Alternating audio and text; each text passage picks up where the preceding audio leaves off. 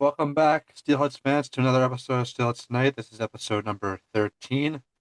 Um, Jason, Steelheads are looking like they're pretty much out of the picture now, being 11 points back with only, like 9 games to go. Yeah, Something it's like not like the greatest right now, but you never know in hockey. Like this is hockey we're talking about. Anything can happen, obviously, but it just seems unlikely just with the way the team has been also, playing. you also got to look at the opponents over the next 4 weeks. Yeah, it's pretty much all Like, teams that are either already clinched or are going to clinch in the next few days. exactly, there is no team out of the playoff picture that they're facing anymore. Every team is ahead of them. Like the only game that they could have won or should have won was Owen Sound, but they lost to them 5-0 on Saturday. Um, Not a necessarily a good game. Their best game was definitely against Brantford, even though a lot of penalties were taken, but the all-around team effort was a solid team effort. okay, so now that we talked a little bit about that, let's go back to last week now. They faced the Petes last Friday. Um, Looked pretty good. Not gonna say they didn't look good because they looked half decent. Um, the 4-1 score tells us otherwise, but the Steelheads had a pretty productive game. Um, Mind you, only scoring the one goal in the third period, but that one goal tied it at one point. Yeah, the And game then, was tied, and it just I feel like the common theme is when we talked about this off the podcast, the how it's one good period and they just fall apart afterwards, or they don't, or the first couple periods are not the greatest, but then the third, all of a sudden, it's like, oh, we're all of a not, sudden in it again. not even just the third, it could be okay, they had a fantastic first period or a Yeah, fantastic second period. No matter what, it's one of the three periods. It's never a full 60. It's a 20-minute span where they look phenomenal, and then a 40 minutes where they look like, why, what's going on? Are you playing hockey or are we playing um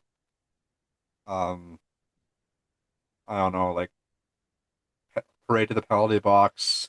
Um like we've seen that happen a lot this year in one period yeah, where they've gotten like 6 or 7 penalties in a period. Um but yeah, like it's inconsistency. They they ha- they have yet since the trade deadline, like yes, they've won a few games and they've gotten games to overtime. But since the trade deadline, I don't think they've played a full 60 minutes worth of good hockey. yeah. And It's honestly, been the last good game was probably when we went to Niagara when there was still when Parker Von Richter was still there, Zabeski was still there. They played even though they lost that game, it was a solid 60 minutes. It was one shot that determined that whole game. It was yep. unfortunate it didn't go their way, but it was like probably one of the most solid games they played all season. That's what I mean. Like they've played some solid games this year, but they have yet to play a full 60 minutes that have been good to watch. Like it's like I'm not saying the one period or the two periods that they're good, it's not good hockey. It is good hockey, but you just gotta show some consistency. Play a full like play like you gotta look at it this way. If you're gonna play one good period, make sure you play that the whole game. You Yeah, can't exactly. come out for one period and be like, okay, I'm done playing um hard. Let's just skate around and try and get the puck and try and score. Um, that's not how you're gonna win some games. That's not how it works. No, it's Um, not. Even though sometimes one period does decide the game, yes, it's just but it's just like so you need to play a good full 60 in order to win games. exactly. But yeah, that Peterborough game 4-1 on Friday. Um, Witkowski was the only goal scorer for the Steelheads. It was a beautiful goal. Yeah, it was a great And passing play. I remember it was a great passing play, and we thought like, oh, this is the momentum turner. Let's keep getting pucks yeah, to the net, it and then was that just just never off a happened. 5-minute power play, which looked awful, but Yeah, but but at the they're same just time, we're glad Demiglio was okay after that. yeah, it 'Cause wasn't we didn't see what happened, but then we saw like the replay of it, and then it's like, ooh, that could have been a lot worse. exactly. And then we go to Owen Sound on Saturday. Again, like we said, it was a 5-0 slaughterhouse for the Owen Sound attack. They scored 3 goals in the second period and 2 goals in the third. Um, just looking at the third period, there was a lot of penalties in the third. Um, Brampton took to 4 penalties. Mind you, one of them was a fighting major, so you can say it was 3 power plays. In the third for Owen Sound. Um, Thankfully, in the game, they only scored 1 power play goal, and that came in the second period. So the penalty kill was a little bit successful on the Saturday against Owen Sound, but the scoreboard said otherwise with the Owen Sound attack breaking their losing streak and winning 5-0. Um, Luke Johnson wasn't his best game, um, And he's been giving like a lot of the but workload lately just because of the assumed Zach Bowen injury. Because and in junior that's hockey, they why don't really share that stuff. the thing about the whole Luke Johnson Zach Bowen thing is Zach Bowen was very very very worked, like overworked when he was playing, and Luke Johnson wasn't really given a chance to show himself and play consistently. So when there's an injury like this, a presumed injury like this to Bowen, and you're throwing Johnson in there, who's played what like 10 games or 12 games, and most of those were coming in relief, Yeah, and you're expecting him to come in and start 5 games in a row, yeah, it's hard for a goalie like that. Like exactly. no And his matter what, record also doesn't show either how like not valuable necessarily, but like how like good he's been in the backup role. Like he's had some very solid games. It's just the Steelers can score for him. Like I think and about that 50 save game he had. yeah, but like you also got to look at too backup role. Yeah, Um, that's something to address, like goaltending, obviously, because Zach Bowen he's an overager this season, so he won't be back no matter what. like I was saying to you off podcast the other day, they are really, really missing having a guy like Ryerson leaders. Yeah, and obviously they took When that they gamble. traded last year Yeah, to and go with Ivan Kovic, they took the gamble of thinking Covey was the guy, and then obviously that new NCAA deal comes into play, and then Covey said, "Oh, peace out, I'm going to Michigan." yeah, like that was a hard Which one is for right. sure. That's obviously his right. Like I'm not. It's upsetting that he left, but I know like him and Porter Martone are both grateful for how their development started with the Steelheads. Yeah, but like if they had a tandem of leaders and Ivan Kovic last year, your goaltending would have been set because leaders still has, I think, one more Yeah, I year think of he still has one eligibility more year. in the O. So yeah, like because if you had that 1-2 punch of Ivan Kovic leaders and Kobe left, then you would still be in a good spot because leaders is a starter as well. Um, Yeah, really, yeah. but I digress. And we look at as we should look at Wednesday's game. Um, Steelheads they had the lead at one point. They were down 2-0 after the first. They scored three or no 4 unanswered goals because they scored 3 in the second and they scored a fast one in the third period to go up 4-2. But that's when it went downhill. Um, Yeah, right that after it went downhill pretty fast. um, yeah, really really fast because Eden Arda scored 2 goals that game. He scored 35 seconds into the third period. Then they got into penalty trouble. Um, Mason Roy took 2 penalties, one at 3:36, which then immediately led to a power play goal 1 second into the power play. Um, then he took another one at 4:41, which again a minute later another power play goal, and then Peter Green at 5:42 took another penalty and another power play goal at 6:20. So 3 penalties in 3 minutes, all leading to power play goals. Yeah, that's Um, not ideal. thing to happen in a hockey game. Obviously, you want to be more disciplined, especially when you are on the penalty kill, and then you just don't. It's just stupid penalties. Like that's we've talked about this a lot. Stupid penalties, and then and they all and there's on. been a lot of criticisms on the referees being against us, um, that these things shouldn't be penalties. But let's look at like you gotta look at it this way, everyone. Um, this team is known for taking stupid bad penalties. We've done it all year. Um, so yes, you might not agree with the penalty calls. It's frustrating, but Every so when often you there is a penalty though that you're like, really, you're calling that when this guy was high sticked earlier. Like you missed that, but you get like a yes, trip. that's why I understand the frustration, right? Like Yeah, you're upset at it, but you gotta look at it this way too. The Steelheads have taken a lot of bad penalties this year, bad penalties this year, and a lot of penalties in general. Um, like I understand the frustration. I understand why you're saying, "Oh, the refs are against us, the league's against us," but at the end of the day, we've they've been known for taking bad penalties. and this goes back to like before they even moved to Brampton. Like Yeah, in the Mississauga days, there's always like Angus MacDonnell. Like was not he was famous for the this, but he was he, like he this. was He was famous when he first came over from Sarnia. He was famous for the bad penalty. yeah, he was famous for the bad penalty, and he was also famous for not giving any bleeps about anything. Like I go back to that series against North Bay. Like he was like you could tell he was just so pissed off about how the other games went that he came He out was firing fired up. big hits. But yeah, like there's a fine line of what you can do and what you can't do. And Yeah, unfortunately, the Steelheads have been crossing that line more often than not. Um, so yeah, the main thing for them is discipline.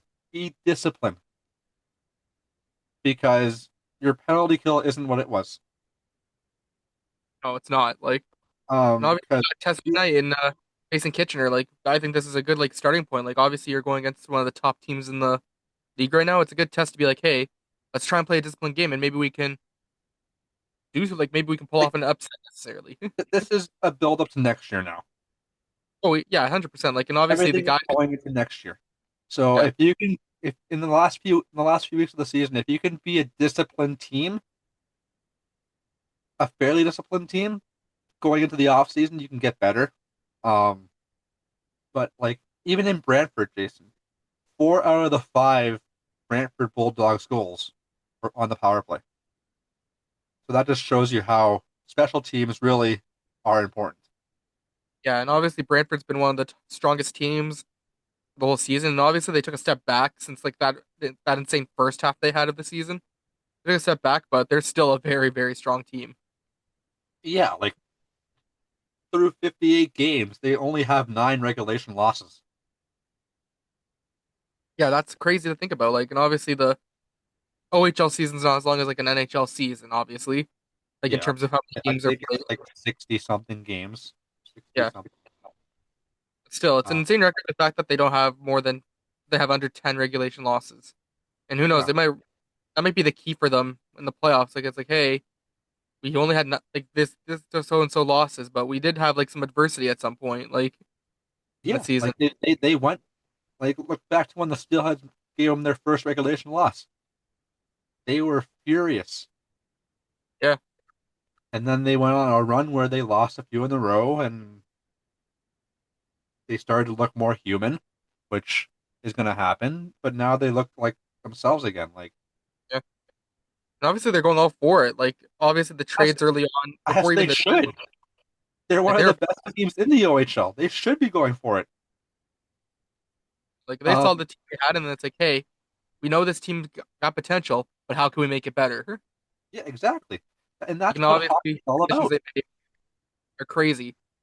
Yeah. Adding Ben Danford, Zachary Santu, and then I think the biggest one in my opinion, Jet Luchenko. Yes, that one was unexpected. Yeah, that Um, one came out of nowhere. I remember we were at a Steelheads Bulldogs game. All of a sudden, I just see Jet Luchenko. I'm like, Jet Luchenko, what are you doing here? And then yeah, you because you told didn't me, hear oh yeah, about they the traded. trade, and I told you about it. Yeah, that's What the right. hell? I'm like, when the hell did that happen?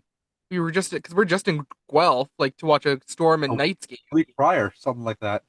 Right, and Jet Luchenko was there, like he was there, and the next thing you know, oh, hey buddy, good to see you again. Now you're on But the force that is the Bulldogs. yeah, well, good for him, man.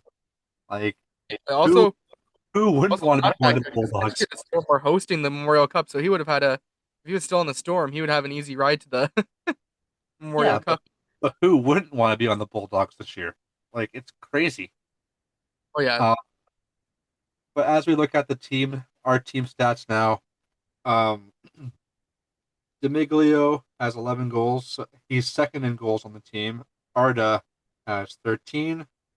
Um, Amidovsky leads the team with 29 points. And Winkowski has 27, and Demiglio 25, and then Patton has 21, and then everybody else is below 20 points. Um, a guy that's really been stepping up as of late has been Botno.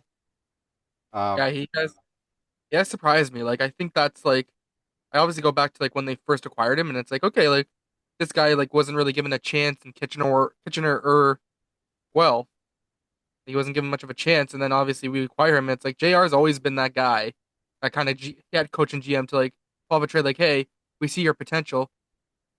I'm gonna play you. I know what you're capable of. and he makes his return to the odd tonight, so that should be a fun one to be at.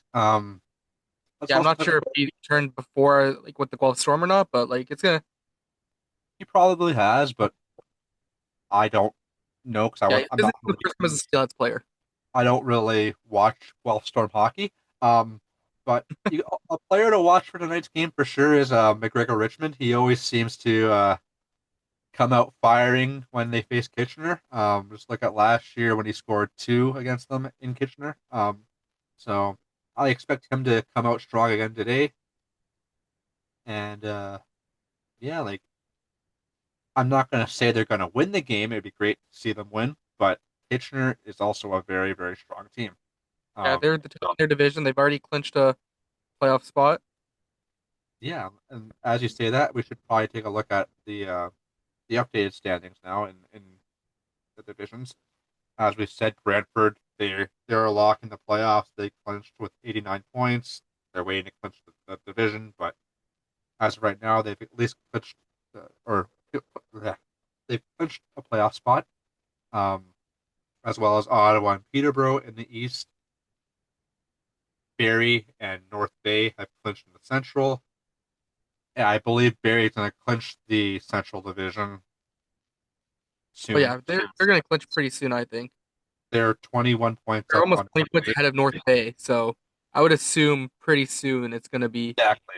So it'll be in the coming division. up very, very fast that North Bay will clinch the Central Division title. Um, it's going to be fast. It's going to be soon now for Niagara to clinch a playoff spot. Um, Sudbury's almost there. And then in the Midwest, obviously Kitchener has a playoff spot. So does London. Um, but Kitchener's going to soon clinch the division, being 15 points up on the Knights for the division. And Guelph will be clinching soon. And if everything continues smoothly with Owen Sound, so will they. And then in the West, Flint clinched. See, this one's going to be the big one for the division. Flint has 82 points. Windsor has 81.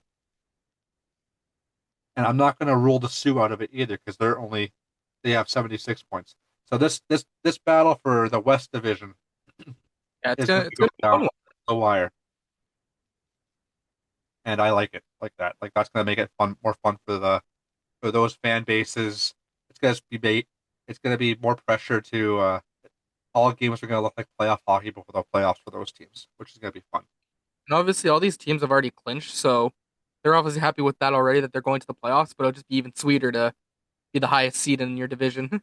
Oh, exactly, no doubt about that. Um, but yeah, so the Steelheads face Kitchener tonight. Um, who knows how that's going to go? Then they face the Knights tomorrow.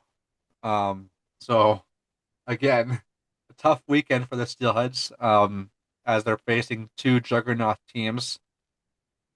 Um, but Jason, we had some breaking news last week when we were at the game. Warm-ups went by here and there, like nothing happened. Player introductions happened like they do with the starters, and then we were having a ceremonial puck drop, Yep. as we do, and our public address announcer, Philin, um, announced that Troy Patton was the first alternate captain named um, to this new leadership group, along with Reed Gee and McGregor Richmond. So that was a big surprise to us, as we weren't We expecting finally got people with letters announcement. on their jerseys. It's been a while. Yeah, and we weren't expecting any kind of announcement, so it was kind of a surprise to us. Um, Yeah, but once yet, Troy Patton was announced, we immediately looked to the Steelheads bench and be like, can we see who else has a A on their jersey or a C? but Well, not a C because they said Troy yeah, Patton was the alternate, and then they usually have some sort of captain. like we were putting two and two together because for the last month they haven't had like obviously they haven't had a leadership group since the trade deadline, but we've been putting two and two together with ceremonial face-offs and other stuff where players have had to go over and talk to the refs. And 9 times out of 10, it was either Troy Patton or McGregor Richmond doing those duties.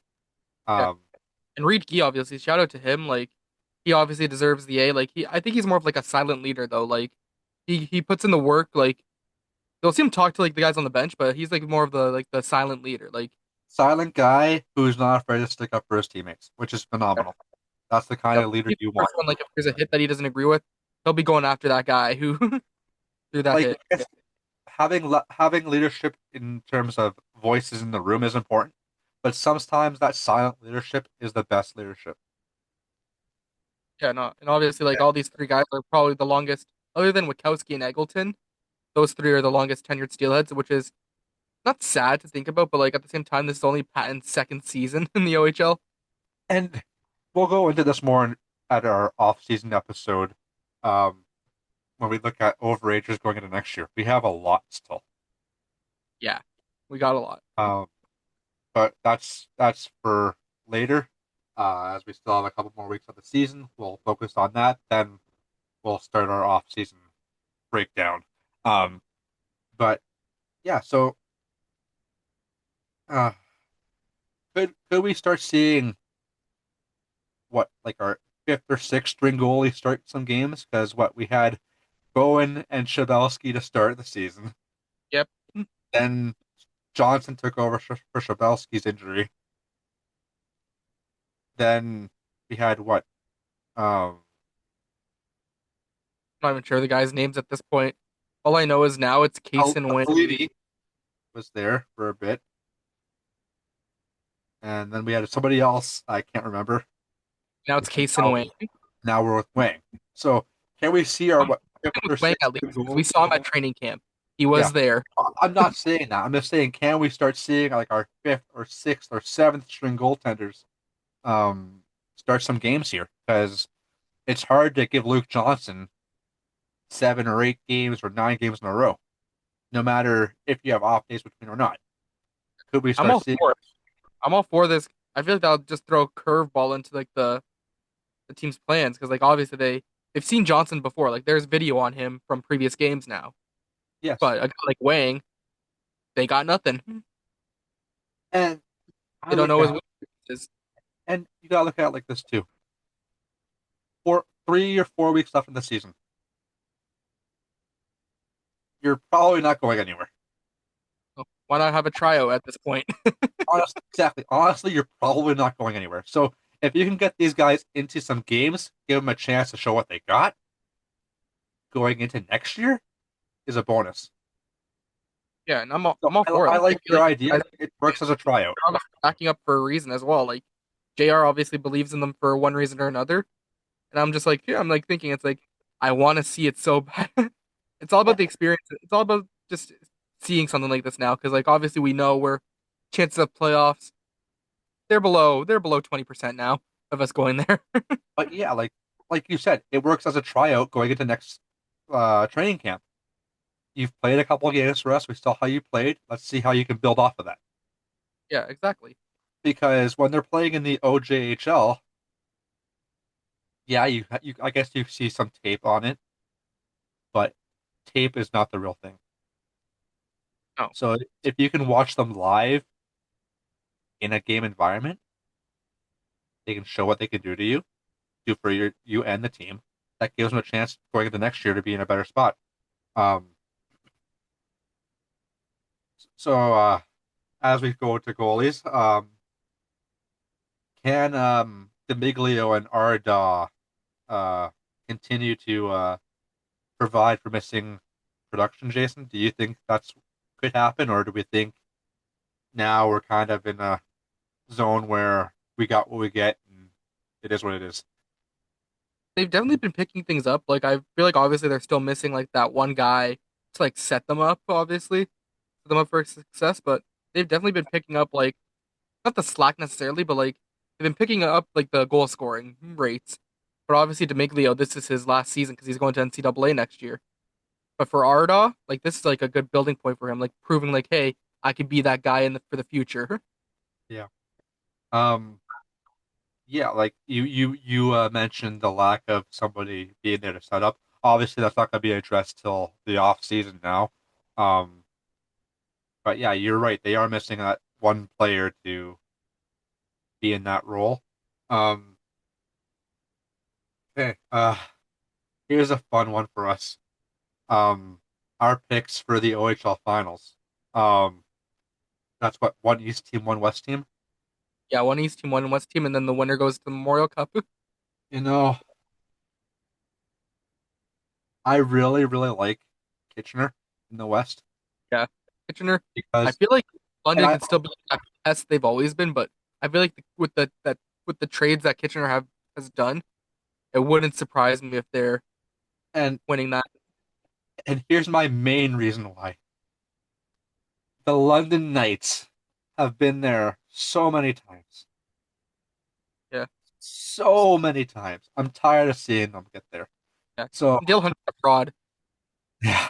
So, Fraud. He didn't win gold for the World Junior team. He's a fraud. so that's why I'm saying I would love, love, love to see Kitchener out in the West get there. Obviously, it's gonna be different in the East as well because like the last couple seasons, it's been Oshawa versus London in the finals. So it's gonna be at least So one different team. for the East, that's going to be the hard part because the East has so many good teams. I think for the East, it's either going to be Brantford naturally or Barrie. Yeah, I'd Those are have to good. agree with that, but I feel like the Ottawa 67s are a low key dark horse. Like they've had a Oh, very good I'm not disagreeing with that at all. They yeah, are they've a had a dark really horse. good season, obviously. And I don't think anyone was not really necessarily expecting this, but I don't think anyone was expecting them to be like still in the hunt for even possibly winning the division at this point because they're not that far back. I don't think it's likely that they win the division, but they've had a really good season and they finally found their a good goalie tandem. I think they've been really good all season. Yeah, like I'm not going to say Ottawa doesn't have a chance to get to the OHL finals. That's a good underdog pick. Um, but we'll see because like I like Barrie getting there. They're a strong team. But yeah, like an underdog story with the 67s would be phenomenal. I think everyone wants to see though Brantford versus Barrie to try and get to the To get to finals. that I feel like point, that'd be such a fun series to watch. that, that would be a phenomenal series to watch. Um, okay, so 3 stars of our week, Jason. A hard one to pick, considering the way they played, but Kieran Witkowski will be my 3rd star. Um, um, who else? I know Keaton Arda is my 1st star. But my 2nd star this week for the Steelheads will be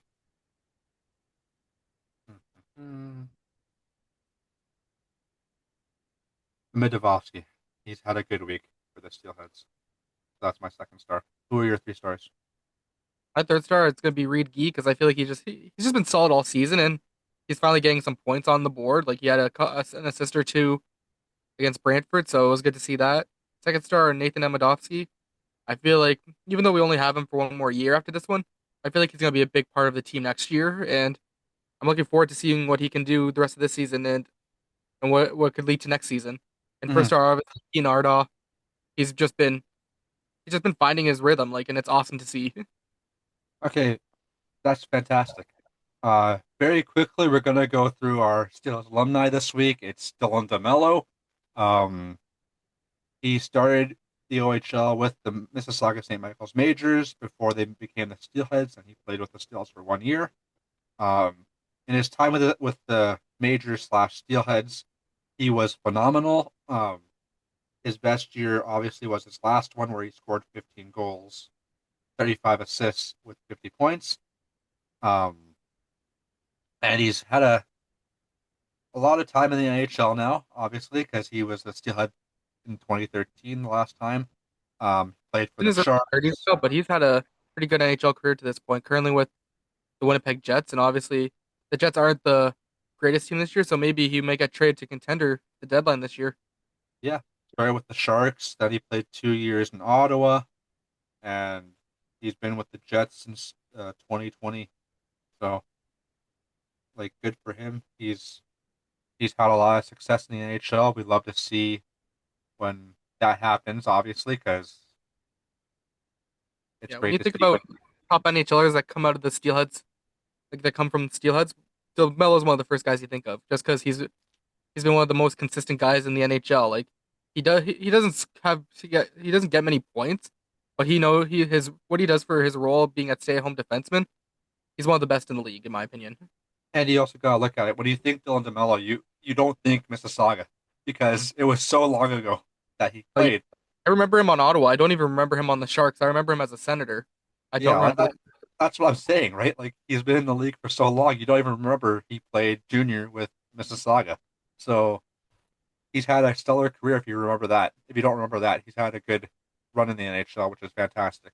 Um, but for now, Steelers fans, that's it for us today. We'll be back next week to recap Kitchener and London. But until then, enjoy the games this weekend, and we will see you next week for episode 14. Let's still go.